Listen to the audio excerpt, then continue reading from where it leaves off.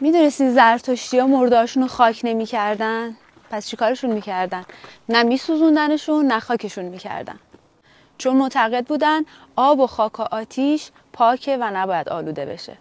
مرده‌ها رو اینجا می‌ذاشتن و بعد استخوناشون رو می‌ریختن اینجا تا به چرخه طبیعت برگرده. پرنده‌ها و حیوانات دیگه میومدن ازشون تغذیه می‌کردن.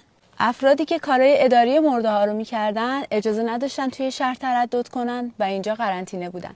فقط صاحب عزا اجازه داشته از اینجا از اون مراحل دیدن کنه. قبل از اینکه بیارنشون توی دخمه باید مطمئن می‌شدن که مرده یا نه. محوطه‌ای بوده که توش چند تا سگ بوده و اون سگا مثل سگای زنده یا به الان تشخیص میدادن که اون مرده یا زنده، که اگر زنده بود برش میگردوندن توی شهر و احیا می‌شده. به اون محوطه هم اینجاست. اینجا دخمه زرتشتیان یزده. اگر برای عید اومدی یزد حتما از دخمه دیدن کن.